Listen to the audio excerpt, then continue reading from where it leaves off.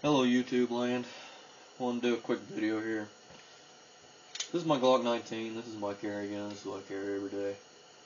There's been a lot of offerings out lately in the polymer frame pistols. Pretty much everybody's making one now.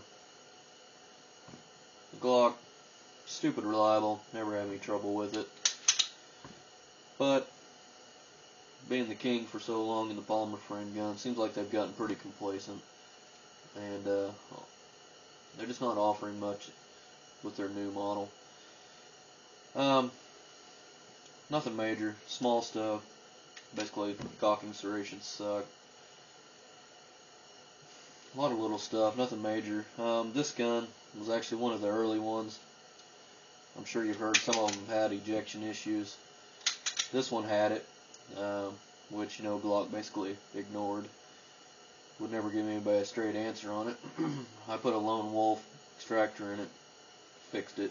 I haven't had any problem with it since then. But I've been looking at different models. I've shot different things, FN, Krugers, XDs. Tried a lot of different ones. So I got a new one in today, and we settled on the M&P. We're going to try it out for a while. This is the new M&P Pro Core Series. It's already machined. Got an RMR on the way. We're going to try that out. That seems to be a new trend too. One of the main reasons we're going to try the M&P is they seem to be just as reliable as the Glock. Haven't seen any issues to say otherwise. They've been out for a few years now. No major issues. I know a lot of guys have put thousands and thousands of rounds through them. No real complaints. Huge deal with the M&P. Just really ergonomic. Everything's where it needs to be. Slide lock. It's got more edges on it. It's more contoured. It's a lot easier to get to. Mag release. Easier to get to. Grip's slimmer.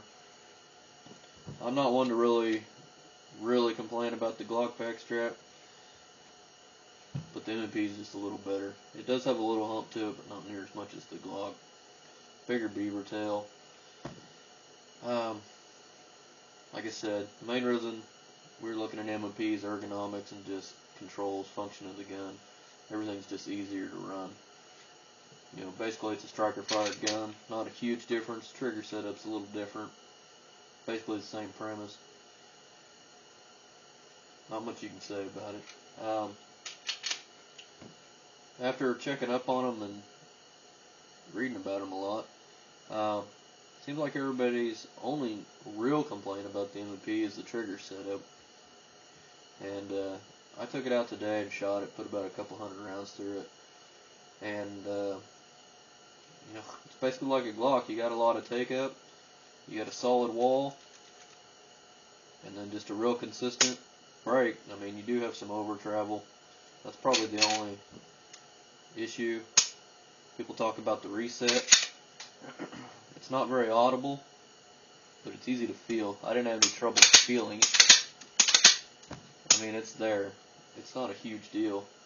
It could be a little better, but I didn't have any issues with it, even coming from a Glock where I'm used to it being very noticeable. It's right there. You don't have any problem finding it.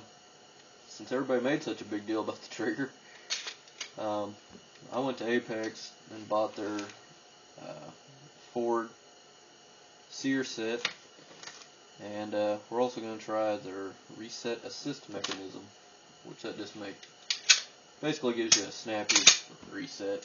The Ford set's going to move the trigger set farther forward, so you don't have as much rear travel. And then it's also got a stop built in, so after it does disconnect, you're going to have a stop so you don't have as much over travel. I just kind of wanted to do a little quick comparison video just so you could see the difference between maybe the M&Ps. This is an old Gen 2 Glock. It's probably the best one to do because for an old Glock, this is probably the best stock trigger I've ever seen on one. We've done a lot of triggers, and this one's actually pretty good. Got nice. I mean, you got the same lot of take up, solid wall. just a hair creep.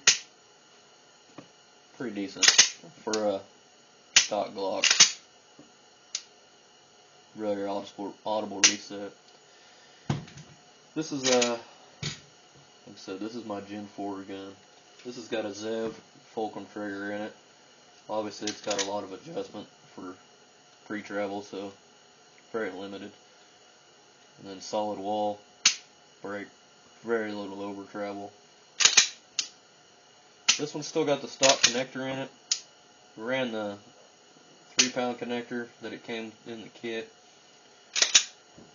It had so much slope on the connector that you really didn't have a very crisp brake. So we actually went back to the factory connector, which leaves you at about 4 pounds. But I like, it's not really easy to pull, but it's very crisp with very little over travel, so it works out very well. Like I said, the M&P, not horrible. You do have quite a bit of pre-travel, solid wall, crisp brake, a little over travel.